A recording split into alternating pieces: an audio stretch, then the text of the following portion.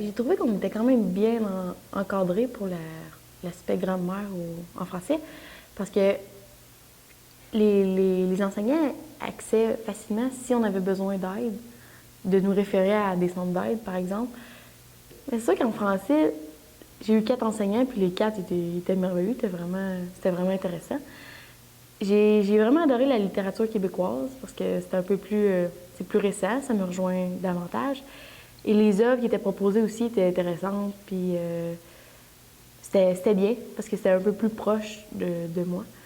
Le français, c'est important dans n'importe quoi que tu fais pour avoir un peu de sérieux dans l'écriture. Que tu envoies un message à quelqu'un ou simplement que tu rédiges un rapport.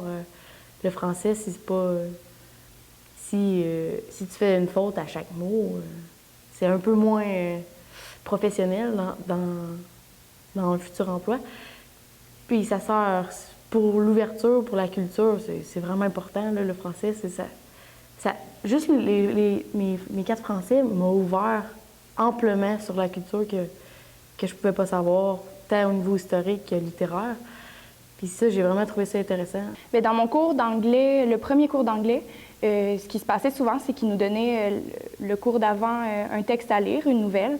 On la lisait à la maison, ensuite on revenait et on passait pas mal tout le cours à voir cette nouvelle-là. Souvent, il allait poser des questions aux élèves, il choisissait un élève, il disait « OK, qu'est-ce que tu as pensé de tel aspect? » Et tout ça se faisait aussi en anglais. Le français est banni dans ces cours. Donc, c'est vraiment important qu'on parle anglais, même si des fois on se dit « Ah, mais je maîtrise pas assez la langue. » Bien, les professeurs, je crois, ils sont conscients de ça aussi, que c'est pas notre langue maternelle, donc ils sont tolérants, mais ils veulent qu'on puisse discuter ensemble, qu'on puisse analyser. Donc, c'est vraiment intéressant là, de faire ces cours-là, où est-ce que toute la classe interagit. C'est pas 2 heures ou 3 heures du professeur qui parle par lui-même en avant et nous qui écoutons de la matière. C'est interactif, puis on en sort avec beaucoup d'apprentissage.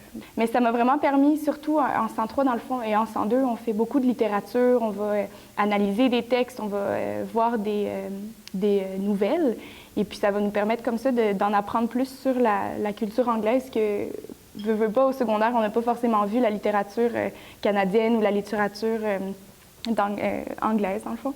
Et aussi, on a vu comment écrire des textes en anglais. Une formation générale, particulièrement la philosophie, m'a apporté, je dirais, une réflexion plus riche, plus profonde des choses humaines. Des questions existentielles, des questions essentielles qu'on doit se poser, puis qu'on n'est pas nécessairement appelé à se questionner par rapport à ça avant, comme dans le parcours au secondaire. Alors qu'au collégial, en philosophie du moins, ça s'inscrit dans le plan de cours, dans ce qu'on voit en classe, définitivement. Le deuxième cours de philosophie de l'être humain, c'était mon cours préféré, parce que justement, c'est des questions qui traitent, c'est l'anthropologie philosophique, donc on traite de l'être humain, qu'est-ce que la spécificité humaine, qu'est-ce qui est propre à l'être humain, qu'est-ce que la liberté, c'est une grande question aussi. Puis je trouve que c'est fondamental là, dans pour avoir une conception unie de ce qui est la vie, puis qu'est-ce qui est justement être un être humain. C'est vraiment important. Puis c'est justement ça, je pense que la pertinence de la philosophie au collégial ou dans n'importe quel parcours, c'est justement c'est se questionner, se positionner par rapport à des questions qui sont fondamentales. En tant que citoyen, citoyenne, avoir des notions élémentaires sur la politique, sur qu'est-ce que le bonheur, sur qu'est-ce que la vie, sur qui suis-je, par exemple. Ça peut vraiment être bénéfique sur le long terme, tant pour répondre à un besoin comme identitaire ou même, je sais pas, là, pour toujours avoir une perception de la vie plus riche. L'éducation physique au collégial, j'ai trouvé que c'était quand même bien parce que on en a 3, puis les 3 nous apportent dans différents milieux. Pour mon deuxième, j'ai fait un cours de volleyball.